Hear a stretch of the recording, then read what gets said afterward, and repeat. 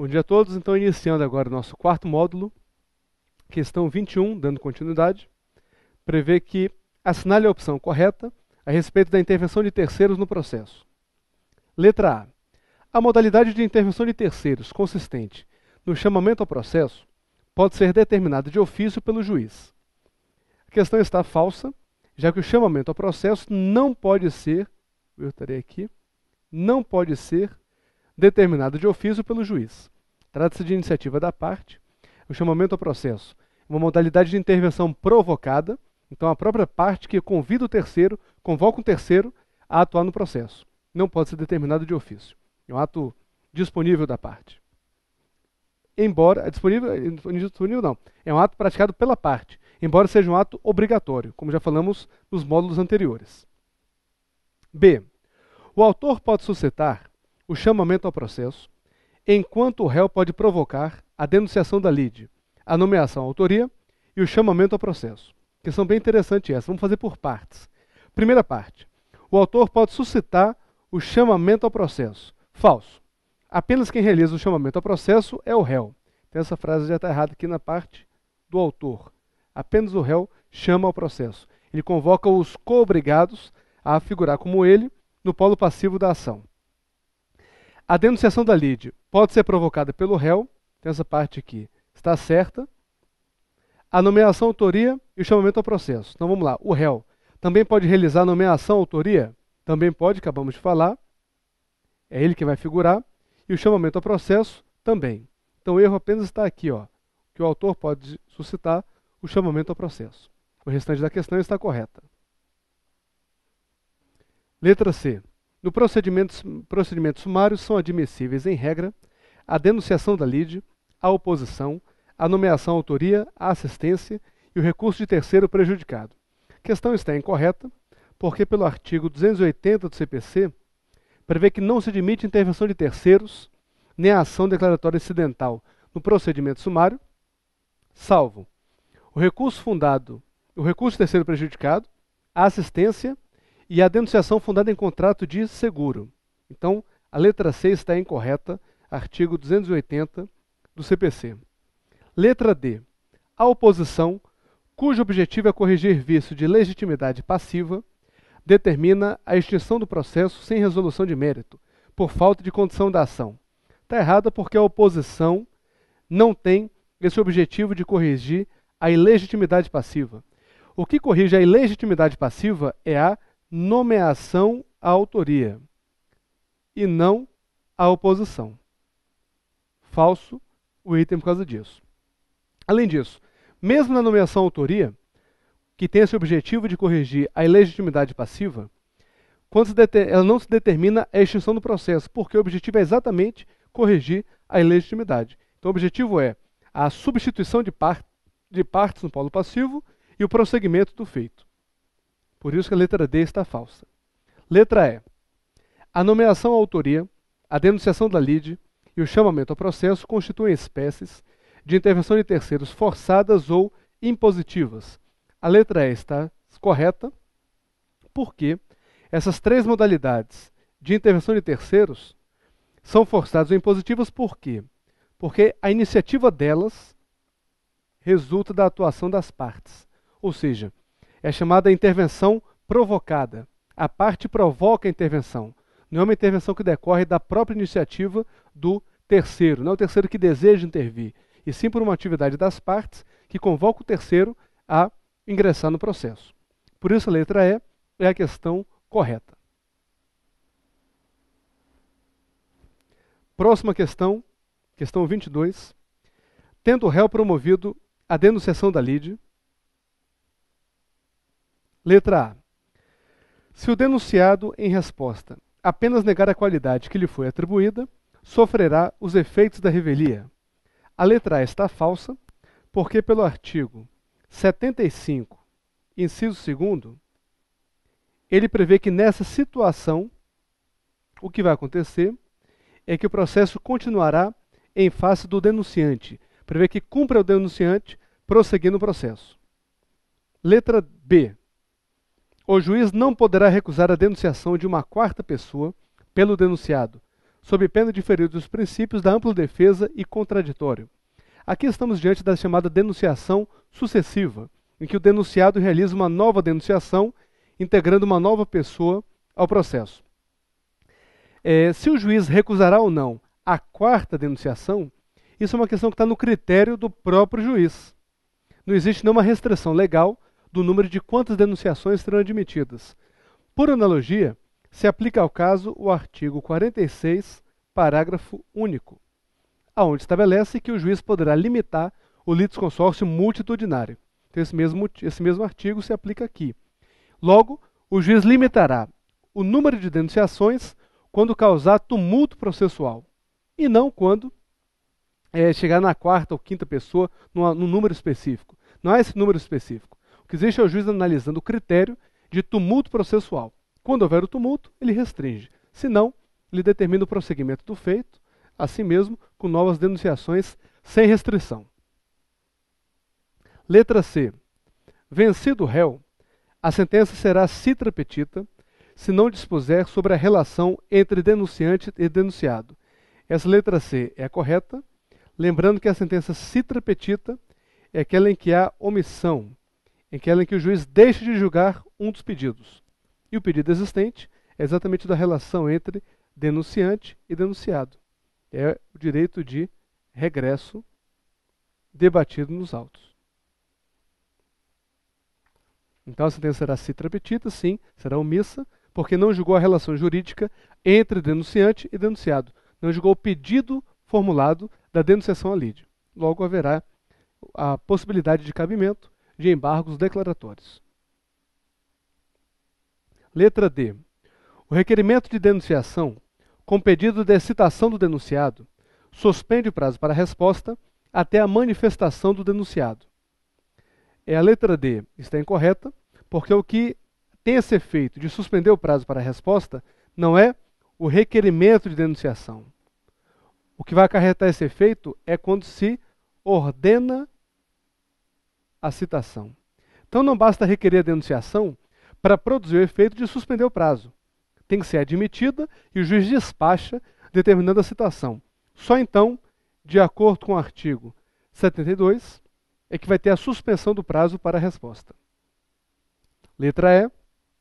Caso o denunciado confesse os fatos alegados pelo autor, o juiz promoverá o julgamento antecipado da lide. A questão está falsa porque, nesse caso, o denunciante irá prosseguir no feito, conforme artigo 75, inciso 3º. Então, o gabarito dessa questão é a letra C. Questão 23. Considere que um credor ajuize a ação de anulação de contrato de compra e venda em face do devedor e do adquirente do bem, fundada em fraude contra credor. Então, situação em que um credor entrou com uma ação para anular contrato de compra e venda em face do devedor e adquirente do bem, alegando o quê? Fraude contra credor. Nesse caso, se pergunta: A. Configura-se litisconsórcio necessário unitário. Quer dizer, o devedor e o adquirente do bem, quando se alega fraude contra credor, deverão figurar no polo passivo como partes? Sim, porque nesse caso vai estar influindo na relação jurídica, na esfera jurídica desses dois, tanto do devedor quanto do adquirente do bem. Por quê? O devedor vai ter que desfazer o negócio, desfazer o contrato, o adquirente vai ter que devolver o bem. Então, nesse caso, os dois sofrerão os efeitos da coisa julgada. Os dois têm direito no processo. Os dois irão resistir à pretensão do autor. Por isso, se forma então um litisconsórcio necessário. E ele tem que ser unitário, por quê? Porque se trata de uma única relação jurídica que envolve duas partes, o devedor e o adquirente. Por que é uma única relação jurídica? Porque ou se mantém o negócio jurídico ou se anula. Perceba que a relação jurídica o que se discute é a validade do negócio jurídico. E sobre essa validade, temos três envolvidos: o credor, que é o autor da ação, e os dois no polo passivo.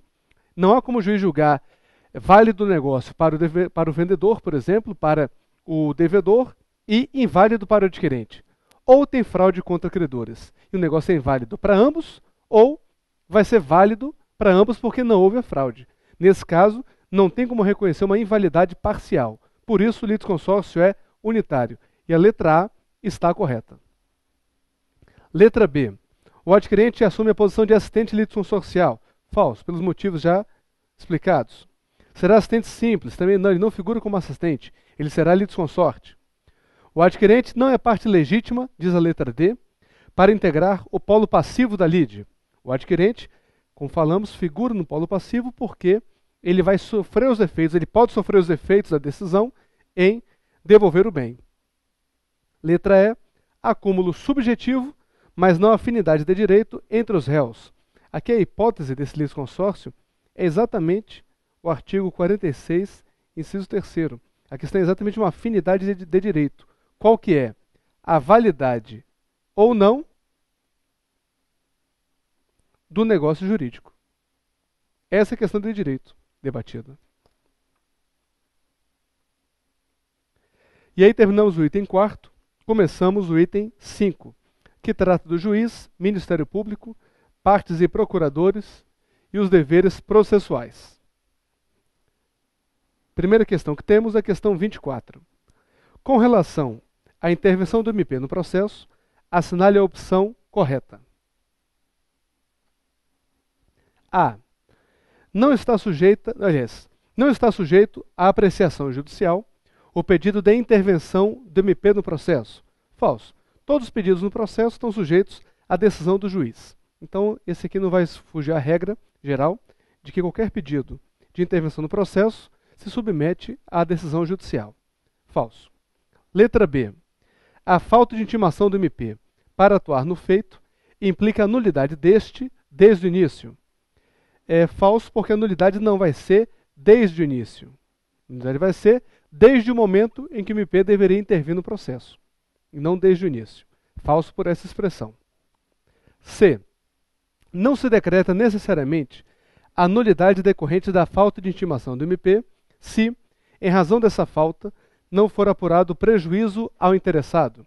Muito interessante aqui essa questão, é matéria já pacificada nos tribunais, e ela está correta. Realmente o prejuízo é o requisito indispensável para anulação do ato. Se não houver prejuízo, não há para que ser anulado por mero capricho do MP. Mantém-se o ato praticado.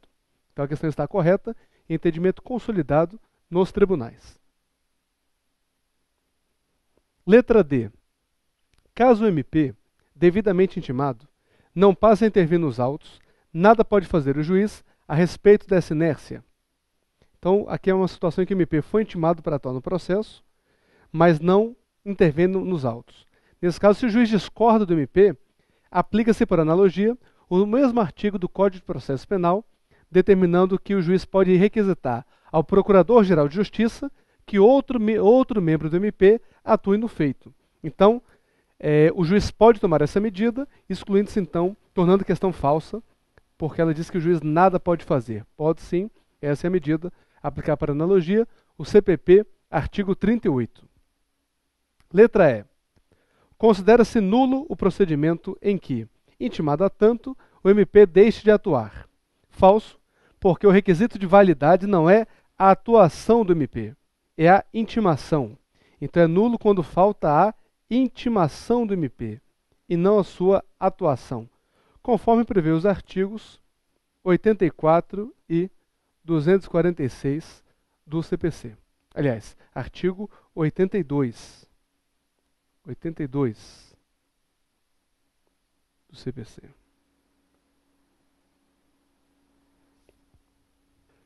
Próxima questão, questão 25. A respeito da atuação do juiz no processo civil, assinale a opção correta. Letra A. Por força de lei, o juiz deve decidir com equidade sempre que o fim social da lei e o bem comum norteiem as atividades julgadoras. A questão está falsa, porque o juiz não deve decidir por equidade.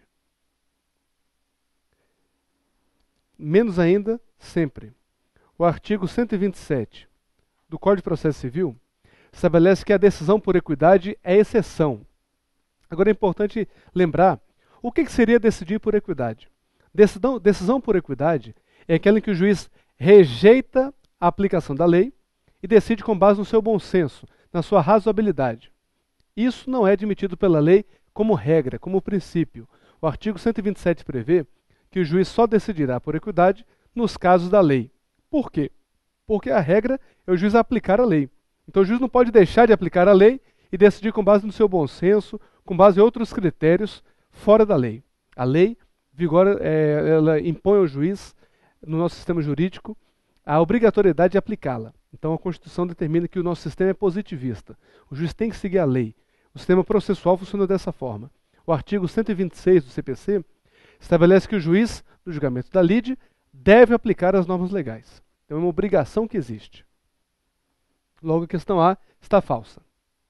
Letra B. Quando a aplicação rigorosa da lei possibilitar a ocorrência de injustiças, o juiz deve procurar interpretá-la, buscando a solução mais justa para o litígio. Essa questão B está correta, porque ela trata da interpretação da lei. Ela não busca o afastamento da lei. Então, desde que o juiz aplique a lei, observe a necessidade imposta pelo artigo 126 do CPC e a súmula vinculante 10 do Supremo, o juiz é obrigado a aplicar a lei. Agora, dentre as interpretações possíveis, ele pode procurar uma interpretação mais justa para o litígio. Por isso, esse item B está correto. Ele não implica no afastamento da lei, mas tão somente na sua interpretação. Letra C.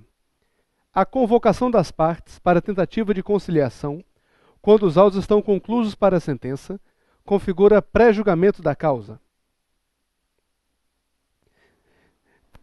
Letra C está falsa, porque a tentativa de conciliação não implica, não tem nada a ver com pré-julgamento. O juiz não examina a lide em si, não tem a propensão a proferir uma decisão, porque seu objetivo é apenas conciliar as partes, tal como determina o artigo 125 do CPC. Então não implica em pré-julgamento da causa.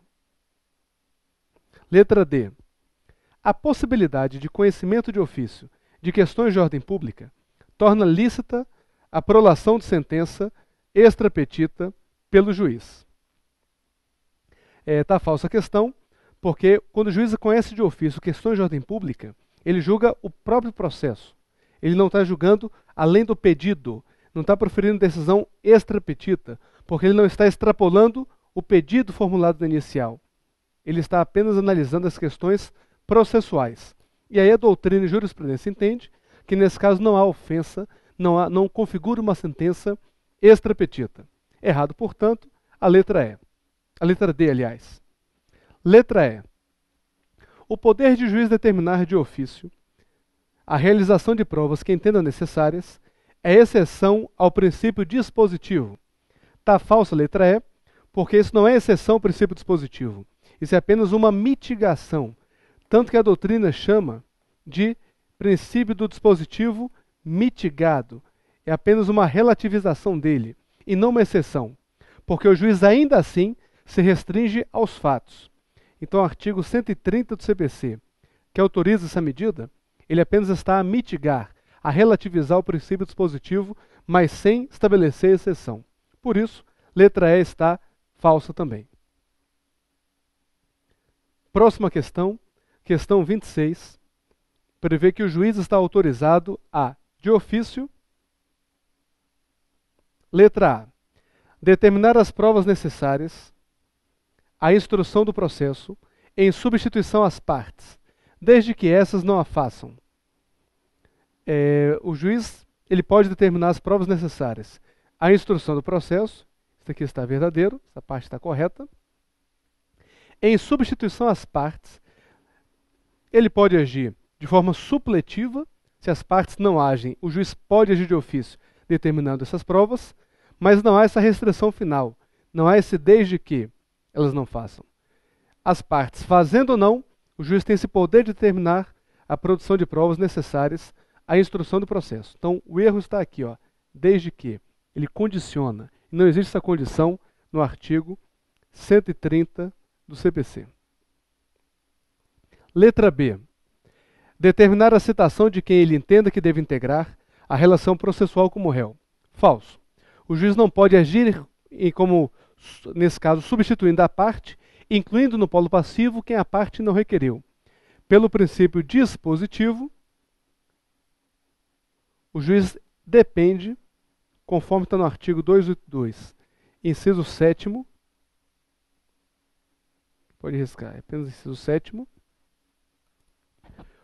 depende do requerimento de citação do réu. Esse requerimento é o autor quem formula na sua petição inicial. O juiz não está autorizado a suprir esse pedido. C. Declarar a prescrição, salvo a que se refere a crédito da fazenda pública. Aqui está falso também, porque não tem esse salvo se forem da fazenda pública. Mesmo sendo créditos da fazenda pública, o juiz pode declarar a prescrição conforme o artigo 219, parágrafo 5º. Não existe esta restrição. Letra D. Reconhecer a ilegitimidade de parte quanto ao réu, não podendo, entretanto, fazê-lo com relação ao autor. Falso. O juiz pode analisar a ilegitimidade em face de qualquer das partes, seja em relação ao réu, seja em relação ao autor.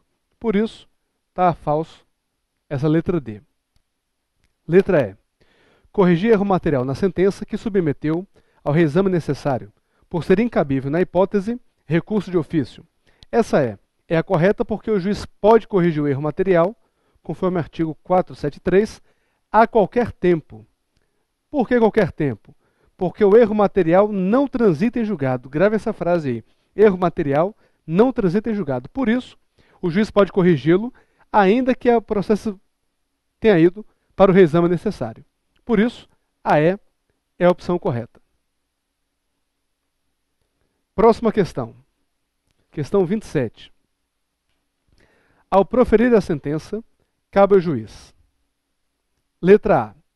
Aplicar multa diária de ofício, se assim entender necessário, para cumprimento da obrigação de entrega de coisa definida na sentença, ainda que a condenação seja em desfavor da fazenda pública, ressalvados nesses casos as hipóteses de vedação legal. Está perfeito o item, é o disposto no artigo 461.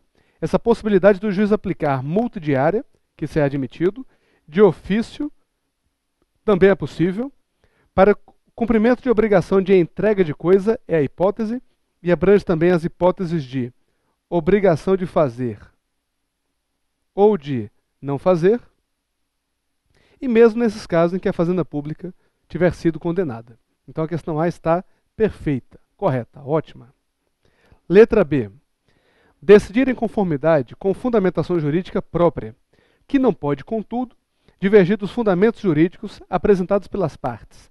Letra B está falsa, porque o juiz pode sim divergir dos fundamentos jurídicos das partes. Pode ser que as partes discutam uma questão, por exemplo, se está ou não prescrito o débito. E o juiz decide que houve, na verdade, decadência, por exemplo. É um outro fundamento.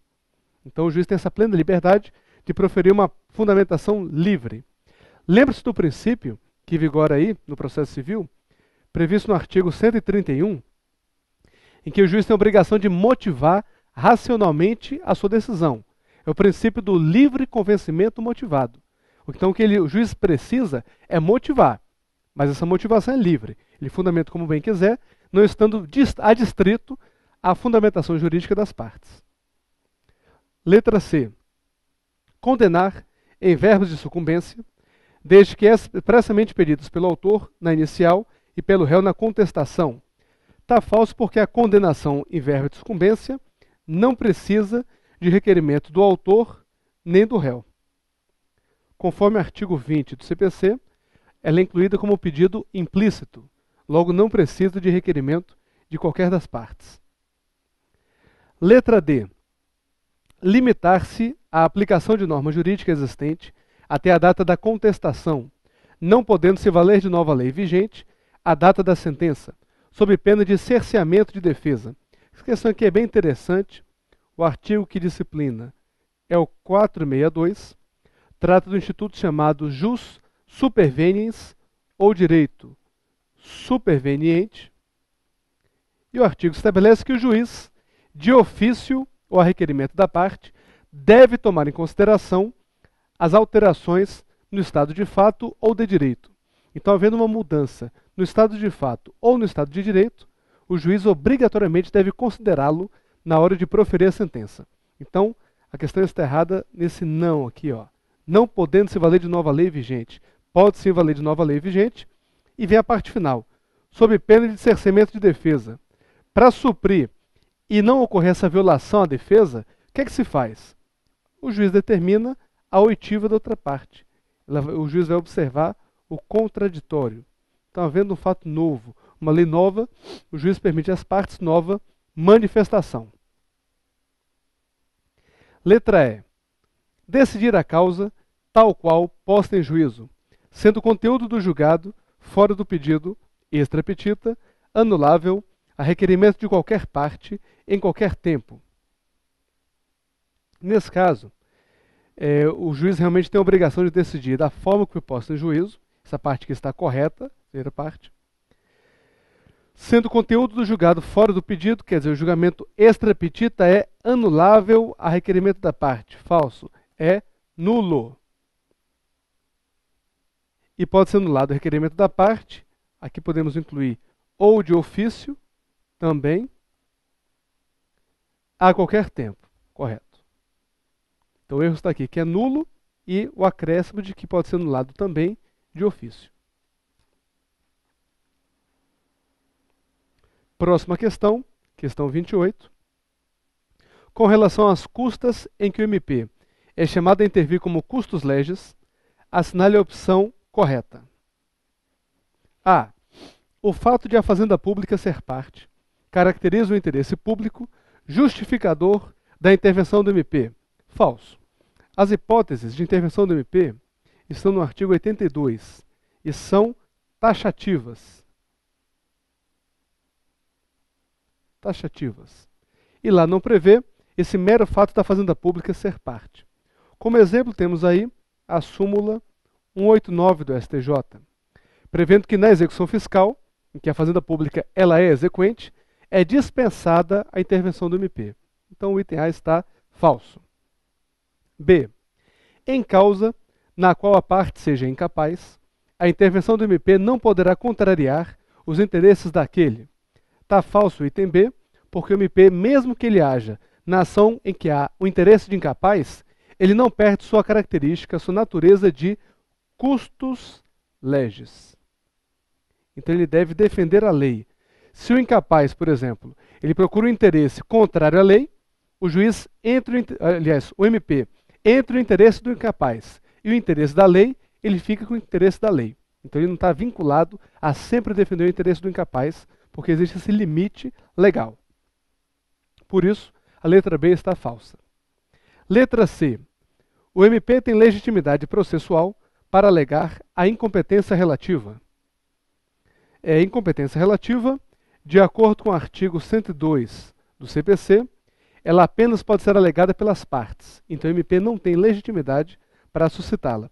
Ao contrário da incompetência absoluta, em que ele teria essa legitimidade, já que é uma questão de ordem pública. Então a letra C está falsa. Letra D. A intervenção obrigatória do MP se satisfaz com sua intimação, ainda que não haja sua expressa manifestação nos autos. Falamos dessa questão anteriormente, o gabarito é verdadeiro, porque a obrigação da lei é a intimação do MP. Se ele vai ou não se manifestar nos autos, já é um fato incontrolável pelo juiz e, por isso, não é um requisito de validade do processo. O requisito de validade do processo, o pressuposto processual, é a intimação do MP nas causas que a lei estabeleça.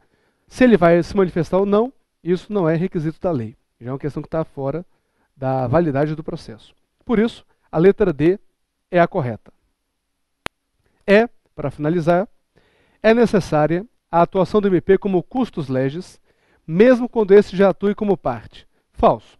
Se o MP já é parte do processo, é desnecessária a sua atuação como custos legis. Não precisa dessa atuação, porque o interesse público já é defendido pela sua atuação como parte.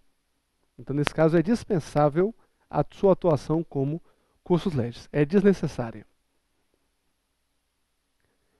Então, pessoal, finalizamos aqui essas questões. Fizemos aqui um número de um total de 28 questões, número bom para a nossa primeira aula, primeiro encontro.